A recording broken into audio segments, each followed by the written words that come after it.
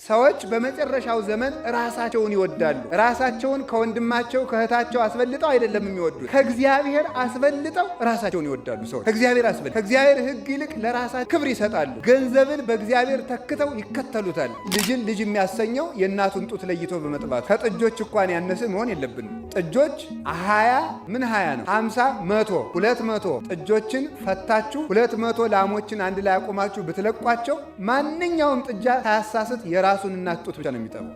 ገንዘብ ለሚወድ ሰው ገንዘብን እንደ ዝናብ ብታዘንብለት እንኳን ልቡ አይሞላም ይላል። ምስጋና የለውም። እግዚአብሔርን አይመሰግንም። በቃኝ አይልም። እግዚአብሔር ያደረገለትን ሳይቆጥር ያላደረገለትን እየቆጠረ ያማርራል ማለት። እውነት አንድ የሆነው እግዚአብሔር አንድ ስለሆነ ነው። የእውነት አምላክ አንድ ስለሆነ አይ እኔ ሁሉንም አልነቅፍም፣ እንዲያው መካከለኛ በዚህ ዘመን ዝም ማለት ይቻላል እንጂ ሁሉንም አልነቅፍም።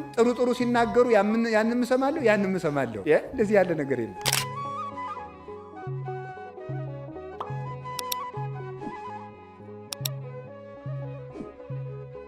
ሰይጣን በማይመች ጽድቅ ሁላችንን ያታልለናል። ከጽድቁ አንዱ የቤተ ክርስቲያን አታላይ የሆኑ ሰዎችን እንዲህ ያሉ አታላይ ሰዎች አሉ ሲባል እኛ ማነንና የምንነቅፍ በሚል በማይጠቅም ጻድቅነት ሁላችንም አስሮ ይዝናል። ፍርዱን ለእግዚአብሔር እንተው፣ በሰው አንፍረድ ባካችሁ ይባል። በሰው አንፍረድ የሚባለው ሰው በግል በወደቀበት ኃጢአቱ የእሱን ስም እያነሳን ማብጠልጠል አይገባም ማለት ነው እንጂ የቤተ ክርስቲያን ሕግ ሲሻር እኔ ማነኝና ምነቅፍ ማለት ክርስቲያንነት አይደለም። የቤተ ክርስቲያንን ሕግ ለመጠበቅ ሁሉም ክርስቲያን ብቁ ነው፣ የበቃ ነው። ተቀድሶ ኃጢአትን መለየት ደግሞ ለበቁ ቅዱሳን ነው ማለት። ቅዱስ ዮሐንስ አፈወርቅ ምን ይላል?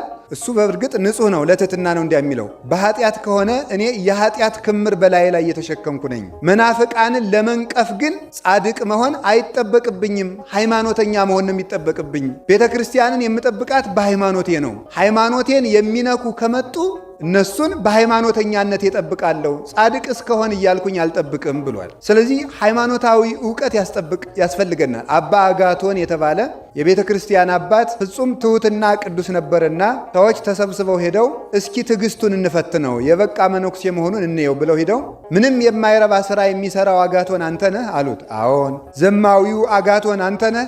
አዎ። ምንም ስራ የሌለው አጋቶን አንተ ነህ? አዎ። መናፍቁ አጋቶን አንተ ነህ? አይደለሁም።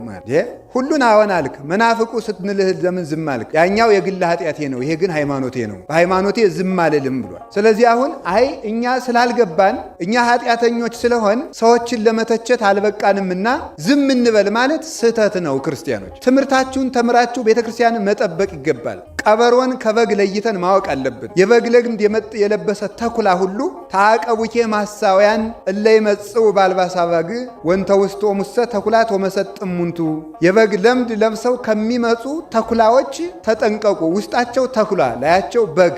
የበግ ለምድ የተባለ ምንድን ነው? በግ የተባለ ኢየሱስ ክርስቶስ ነው፣ ወይም ምእመናን ናቸው። የበግ ለምድ የተባለ ደግሞ ጥቅስ ነው። ማቴዎስ ይህን ያህል፣ ሉቃስ ይህን ያህል እያሉ የጥቅስ ነጎድጓድ እያንጎደጎዱ በውስጡ ምስጢር የሌለባቸው ሀብተ እግዚአብሔር የማይገኝበት ለድነተ እግዚአብሔር የማያበቃ ራሳቸውንና ሕዝቡን ከማመስገን በቀር ለሕዝቡ ድነት የማይጠቅም ትምህርት የሚያስተምሩ ከመምህራን ጋር ተቀላቅለው መምህራንን የሚያሳብሉ በነቢያት ስም መጥተው ነቢያትን የሚያሳብሉ የሐዋርያነት ስም ያላቸው ሐዋርያትን የሚያሳብሉ በመነኮሳት በባይታውያን ስም በካህናት በዲያቆናት ስም መጥተው እነዚህን ሁሉ የሚያሳብሉ ሐሰተኞችን ለመለየት የሚያስፈልገው ሰው መሆንና ክርስቲያን መሆን ነው እንጂ ቅዱስ መሆን አይደለም የሚያስፈልገው። ቅዱስ መሆን ሳይሆን ክርስቲያንና የሚያስፈልገን አዋቂ መሆን ነው። መማር ይገባናል። እኔ ኃጢአተኛ ነኝ እሳቸው ተገልጦላቸው እንደሆነ ምን አውቃለሁ እያል ቤተ ክርስቲያን ስትሰደፍ ማንም ገቶ ሲያተራምሳት ዝም ብለን ማየት የለብን ነው። እና የቆሮንቶስ ሰዎች ያስቀድሳሉ፣ ይጾማሉ፣ አስራት ያወጣሉ፣ ይጸልያሉ። በጣም የተመሰገኑ ክርስቲያኖች ሆነው ነበረ። ችግራቸው ምንድን ነው? ጳውሎስንም ያከብራሉ፣ ሐሰተኛ ጳውሎስም ሲመጣ ይቀበላሉ። ኧረ እኛ ምን እናውቃለን እግዚአብሔር ይመርምረው እያሉ መናፍቁን መምህር ሁሉ በመምህርነት ማድረግ አክብረውት ይኖራሉ ማለት ይሄ ነው ነውር ማለት። የክርስቲያኖች ስህተት የሚባለው ውድቀት ማለት ክርስቲያን ጠፋ የሚባለው ይሄ ነው። በእውነቱ እኛ እንዲህ አልተማርንም፣ መምህሮቻችን እንዲህ አልተማርንም። ቅዱስ ጳውሎስ ይላል ርቱ ትታገሱነ፣ ልትታገሱን ይገባል ለቆሮንቶስ ሰዎች ሲላቸው እኛ ብንዘገይባችሁ እንኳን ሐሰተኛ መምህራን ሲያስተምሯችሁ ቆይ መምህሮቻችን ይምጡ በሉ፣ እነሱን ነው የምንጠይቅ፣ ቆይ መምህሮቻችን ይምጡ በሉ እንጂ ያገኛችሁትን ትምህርት አትቀበሉ። እስኪ ሁላችሁም ቆይ መምህሮቻችን ይምጡ በሉ። ቆይ መምህሮቻችን ምን ይበሉ? ይምጡ። ቅዱስ ቄርሎስ ንስጥሮስን ሲከራከል ለይምጻኬ ብፁዕ ጳውሎስ ማእከሌነ ንዑድ ክቡር ጳውሎስ እስኪ በመካከላችን መጥቶ ይፍረድ ይላል ቅዱስ ጳውሎስ። ቅዱስ ጳውሎስን ጠቅሶ ቅዱስ ቄርሎስ ንዑድ ክቡር ጳውሎስ በመካከላችን መጥቶ ይፍረድ ንስጥሮስን ሲፋረደው። መምህር ቢታጣ እንኳን መምህር እስኪመጣ ይቆያል እንጂ ያገኙትን መምህር ሁሉ እየጠጡ መሄድ አይገባም። ልጅን ልጅ የሚያሰኘው የእናቱን ጡት ለይቶ በመጥባቱ ነው። ከጥጆች እንኳን ያነሰ መሆን የለብንም። ጥጆች 20 ነው 50 100 200 ጥጆችን ፈታችሁ 200 ላሞችን አንድ ላይ አቆማችሁ ብትለቋቸው ማንኛውም ጥጃ ሳያሳስት የራሱን እናት ጡት ብቻ ነው የሚጠባው። ማንኛውም ጥጃ ሰው ከእንስሳት አንሷል። የሚሰማውን ሁሉ ያምናል። የዋህ ብእሲ ፍጡነ የአምን ወፍጡነ ይክህድ። ሞኝ ሰው ፈጥኖ ያምናል፣ ፈጥኖ ይክዳል። ፈጥኖ ይቀበላል፣ ፈጥኖ ይክዳል። አይመረምርም፣ አያስተውልም። ሚዛናዊ አይምሮ እንዲኖረን ሁልጊዜ መማር ይገባናል። እና የቅዱስ አሁን በዚህ ዘመን በኢትዮጵያ ኦርቶዶክስ ተዋሕዶ ቤተክርስቲያን እየተፈተነች ያለችው ይሄ ነው። አንዱ ሀገር የምትድነው በመምህር መብዛት ነው። ሀገር የምትጠፋውን በመምህር መብዛት። ምን ማለት ነው? ተመልከቱ። ከእናንተ መካከል ብዙዎች መምህራን አይሁኑ ብሏል። ተመልከቱ። ብዙዎች መምህራን አይሁኑ። ተመልከቱ። በመምህር ብዛት ሀገር ይጠፋ ስላችሁ ሁሉም መምህር ሲሆን ነው። ወጣቱም መምህር ሲሆን፣ ሕፃናቱም መምህር ሲሆን፣ ሴቱም ጠቃሽ ሲሆን፣ ወንዱም ጠቃሽ ሲሆን በዚህ ሀገር ይጠፋል። መምህር ሳይደመጥ ሲቀር ሰው የራሱ መምህር ሲሆን የየራሱን መምህር እያበጀ የየራሱ መምህር ለስሜቱ የሚመቸውን በመጨረሻው ዘመን ሰዎች ምን ይሆናሉ የሚለውን ቅዱስ ጳውሎስ ሲናገር የእውነት ትምህርት ጆሮአቸውን እያሳከካቸው ለተረት ጆሮአቸውን እየከፈቱ ይሄዳሉ ይላል። አይሰሙም፣ እውነትን አይሰሙም። ለስሜታቸው የሚመቻቸውን መምህር እየመረጡ ያንን እየተከተሉ ይነጉዳሉ። ቅዱስ ጳውሎስ ሁለተኛ ጢሞቴዎስ ምዕራፍ 3 ቁጥር 1 ላይ ሲናገር ወዘንተ ባይቱ አይምር፣ ይሄንን እወቅ፣ መበዳሃሪ መዋይል ይመጻ ዓመታት እኩያት፣ ክፉ ዘመናት፣ ክፉ ወራት፣ ክፉ ዓመታት ይመጣሉ። ልጄ ጢሞቴዎስ ይሄን እወቅ። ሰብእሰ ይከውኑ መፍቀሪያነ ርእሶሙ ወንዋይ፣ ሰዎች በመጨረሻው ዘመን ራሳቸውን ይወዳሉ። ራሳቸውን ከወንድማቸው ከእህታቸው አስበልጠው አይደለም የሚወዱት፣ ከእግዚአብሔር አስበልጠው ራሳቸውን ይወዳሉ። ሰዎች ከእግዚአብሔር አስበልጠው ከእግዚአብሔር ሕግ ይልቅ ለራሳቸው ክብር ይሰጣሉ። ገንዘብን በእግዚአብሔር ተክተው ይከተሉታል። ውጹአን እምጽድቅ፣ ከጽድቅ የወጡ ጸላእያነ ሰናይ፣ መልካሙን የሚጠሉ ዝሉፋን፣ የተሰደቡ እለ አልቦሙ አኮቴት፣ ምስጋና የሚገባውን የማያመሰግኑ የማይመሰገነውን የሚያመሰግኑ፣ ራሳቸውን እያመሰገኑ እግዚአብሔር ያመሰገናቸውን ደግሞ የሚነቅፉ፣ በመጨረሻው ዘመን አለ ሰዎች ምስጋና የሌላቸው ይሆናሉ።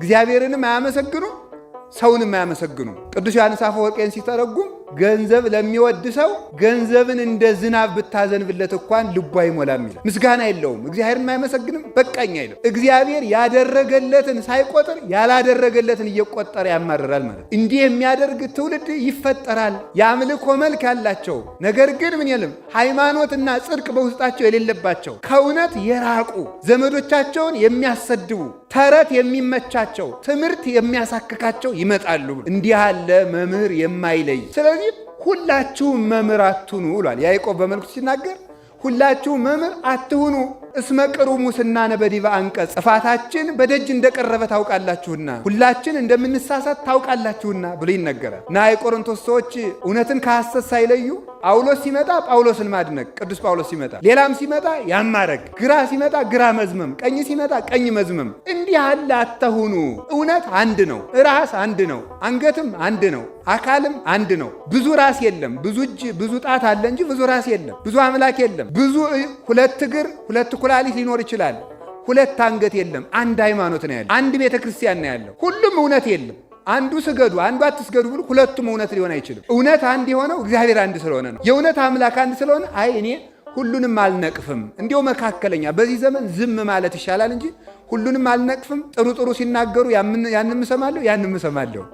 እንደዚህ ያለ ነገር የለም። ጸቃው እንዴ እነገን የምን አድርገው ነው የምትነቅፏቸው? ትምህርታቸው ስብከታቸው እኮ ጥሩ ነው። ንስሐ ግቡ ነው ያሉ፣ ቁረቡ ነው ያሉ፣ የእግዚአብሔርን ስም ነው የሚጠሩ ይላል። ሞኙ ሌላውን የሚንዱትን የቤተ ክርስቲያን ስርዓት አያይም። ሰሎሞን ምን አለ? ጸቃው ይውህዝም ከናፍረ ዘማ፣ ከዘማዊት ከንፈር ማር ይንጠበጠባል። ከዘማዊት ከንፈር ማር ይንጠበጠባል ማለት በጨዋታዋ ታሳስተዋለች ማለት፣ እንደ ማር የሚያጣፍጥ ጨዋታ እያጫወተች ክብሩን ታስጥለዋለች ማለት። ፍቅር አለዘማ እስከ ሀቲ ህብስት፣ የዘማዊት ፍቅር መጽሐፈ ምሳሌ ምዕራፍ 5 ላይ አንድ እንጀራ አያስፈጽምም አለ። አንድ እንጀራ እስከ ማሳጣት ያደርሳል። እሷ ጋር እግሩን ዘርግቶ እያወጋ ስራ ስለሚፈታ የዕለት እንጀራ እስከሚያጣ ድረስ ይደርሳል። አንድም ህብስተ ሕይወት ክርስቶስን እስከ መካድ እስከ ማሳጣት ያደርሳል። ክርስቶስን እስከ መስቀል ያደርሳል። እንዲህ ያለ ነገር ሰው የሚሆነው አይምሮውን በማጣት ነው። አዲያ ምንድን ነው? ዘማዊት የተባለች ግን ምን ትመስላችኋለች? ዘማዊት የተባለ መናፍቅና አስመሳይ ሰባኪ ነው። አስመሳይ ሰባኪ ዘማዊ ነው። ዝሙት የሚባል ከሴት ጋር ከወንድ ጋር የሚሰራ ስራ ብቻ አይደለም። የሃይማኖት ዝሙት አለ፣ የትምህርት ዝሙት አለ። ዘማዊት ነገሩ አንድ ሲሆን፣ ዘማዊ ወንድም ነገሩ አንድ ሲሆን፣ ሴት ቢለዋውጡለት እንደሚወደው ወንድ ቢለዋውጡት እንዲወድለው፣ ዘማዊ ትውልድም ትምህርቱ አንድ ሲሆን መምህር መለዋወጥ ይወዳል። ትምህርቱ አንድ ሲሆን መምህር ቢለዋውጡለት ይወዳል። ስለዚህ ከቃሉ ጋር ናችሁ። ሴት እየተሳደብኩ እንዳይመስላችሁ እሺ። እንደዚህ አይደለም። ሴትማ እመቤታችንም ሴት ናት እያልኩኝ ያለው ዘማዊት ነው። ዘማዊቱን ነው እንጂ ያልኩኝ ሴት ነው ያልኩኝ አላልኩም። አይደለም ሴት ብያለሁ አላልኩም። ዘማዊት ነው ያልኩኝ። ተው እንጂ አስተውላችሁ ነው ማዳመጥ። ወንድ አይደለም ያልኩት ዘማዊ ነው ያልኩኝ ማለት ነው። አያችሁ፣ እንደ ሕፃናት መርጣችሁ አትስሙ። ሕፃናት መርጠው ነው የሚሰሙ። መርጦ መስማት ማለት መሰላችሁ ስንት ወግ ሲወጋ ቆይቶ ከረሚላ ገዛልሃለሁ ከተባለ ይህም ብቻ ነው የሚሰማ። ሌላውን ውግር አገራችን ልታድግ ነው ምናምን ቢባል አይሰማም ሕፃን ማለት ነው። የሚሰማው ራሱ የሚፈልገውን ብቻ ነው። ስለዚህ መርጣችሁ አታዳምጡ። እና ዘማዊ እንዲያውም ሴት ብቻ አይደለም እኮ የሚዘሙት፣ ወንድ አያመነዝርም እንዴ? ያመነዝራል። እንዲያውም አንድ ነገር ልንገራችሁ። አንድ ሰውዬ ሚስት አለው፣ ደግሞ ሌላ ሴት ደግሞ በሌላ ግብር ይመኝና እባክሽን ፈቃዴን ፈጽሚልኝ ይላታል። እምቢ ትለዋለች። ታው እግዚአብሔር ይፈርድብናል ትለዋለች። እምቢ ትለዋለች። ሲያስቸግራት በል በዚህ ቀና አለች። በዚህ ቀና አለችና 12 ማሰሮ ምስር ቀቅላ ቆየች። 12 እንስራ ማለት ነው። 12 ማሰሮ ቀቅላ ቆየች። ኋላ በይ መጥቻለሁ እንግዲህ ፈቃዳችንን ፈጽም ሲላት ቆይ ፊት ምሳ እንብላ አለች። ምሳ እንብላ ስትለው እሺ ብሎ ከአንዱ ማሰሮ ጥቂት ምስር ወጣና ቀመሱና ከዚያ ተመልከቱ ደግሞ ቆይ ሆዱ ሳይሞላ ደግሞ አንሺ ብላ ሰራተኛይቱን ደግሞ እዚያኛው አውጡ መቅመስ፣ ደግሞ ሳይጠግብ እዚያኛው ማሰሮ ደግሞ አምጡ። ምን ዝም ብላችሁ የመጀመሪያውን አንበላም? ያው ምስር ወይ ሌላ ነገር አታመጡ። 12ቱ ሁሉ ያው ምስር፣ እስቲ ያው ምስር በሉ። ከዚያ ምን አለ መሰላችሁ? አይ ከማሁ ተፈጥሮ ተለኩላ አንስት፣ እንደዚሁ ሁሉ የሁሉም ሴት ተፈጥሮ እኮ አንድ ነው። ሞኙ ሚስትን ጥለ ለምን መጣህ? እዚያም ያለው ምስር እዚህም ያለው ምስር ነው። ስለዚህ ሁላችንም ሴቶች ነን፣ ለምን ክብርን ትጥላለህ ብላ እንዲህ አድርጋ አስረድታ ለንስሐ አብቅተዋለች ማለት። ስለዚህ ዘማዊ ሲባል ሴት ብቻ ወንድ ብቻ አድርጋችሁ አትፍረዱ። አሁን ተግባብተናል አይደል? እሺ፣ እግዚአብሔር እንዲገባን ያደርግልን ማለት ነው። ስለዚህ ምን ማለት ነው? ከዘማዊት ከንፈር ማር ይንጠበጠባል ያለ ዘማዊ የተባለ መናፍቅ አስመሳይ መምህር ነው ብያቸዋለሁ። ማር ይንጠበጠባል ማለት ነው። ማር ይንጠበጠባል ማለት የሚጣፍጥ ስብከት አለው አንደበቱ ላይ ማለት። አንደበቱ ላይ የሚጣፍጥ ነገር ይናገራል። እግዚአብሔር አምላካችን ጭንቀታችሁን ያስወግድላችሁ፣ እንዲህ አድርግላችሁ፣ የተቆረጠውን ይቀጥላላችሁ፣ የጎደለ ይሙላላችሁ፣ እግዚአብሔር ቸር ነው፣ አትጨናነቁ ሲባል ኧረ መምህር ገሌ ነው እንጂ እንዲሁ አያካብዱም ይላል ወጣቱ። አያካብዱም፣ አያጋንኑም። እነዚህ ማታ አውራዎች አሉ። ሌሎቹ ዝም ብለው ልጠፉ ነው እግዚአብሔር ይፈርድባችኋል የሚሉ እኔ የሚመቹኝ እገሌ ናቸው ይላል ሰው ማለት ነው። ሞኝ አይደለ? በዚያው እያታለለ በሬን በጨው እያታለሉ እንደሚያርዱት በሚጣፍጥ ንግግራቸው እያታለሉ የቤተ ክርስቲያን ስርዓት የሚንዱ ሰባኪዎች አሉ። ይህንን ነው ማስተዋል የሚገባችሁ። እግዚአብሔር አስተዋይ ልቡና ይስጠን። ስለዚህ ተመልከቱ፣ የክርስቶስን ስም የጠራ ሁሉ፣ የመድኃኔዓለምን መስቀል የያዘ ሁሉ፣ ጭራ ቆብ ጭራ ቀሚስ ያደረገ ሁሉ፣ ካባ የደረበ ሁሉ መምህር አይደለም። በኃጢአት ከሆነ እኔ ራሴም እዚህ ቀርቶ ከግቢው መግባት አይገባኝም። በኃጢአት ከሆነ ግን አሁን አንተ ማን ሆነህ ነው ሐሰተኞችን ለይታችሁ ሐሰተኛ ባይታውያንን፣ ሐሰተኛ መነኮሳትን፣ ሐሰተኛ መምህራንን፣ ሐሰተኛ ካህናትን፣ ሰባኪዎችን ለዩ የምትለን አንተ ምን ሆነህ ነው ብትሉኝ፣ እኔ በሃይማኖቴ ነውር የለብኝም። በሥርዓተ ቤተ ክርስቲያን ልጠየቅ፣ በኃጢአቴ አዋጥ ነኝ። እኔም በግል ኃጢአታቸው አልነቀፍኳቸውም። አስተውላችሁ ያዙልኝ ማለት የግል ኃጢአቱን ሁሉም ሰው ይወድቃል፣ ይነሳል፣ ንስሐ ይግባበት። ግን ለሕዝብ አብነት እየሆነ ክፋት የሚያስጥስ ሥርዓተ ቤተ ክርስቲያንን የሚጥስ የመነኮሳትን ሥርዓት የሚያሰድብ ያለ ቅዱሳን አበው መንገድ የሚመጣ ካለ በበር የማይገባ ሌባ ነው። እስኪ በሉ በበር የማይገባ በሉ። ምንድን ነው እሱ? ሌባ ነው። ስርዓት በር አለው፣ አጥር አላት ይቺ ቤተ ክርስቲያን።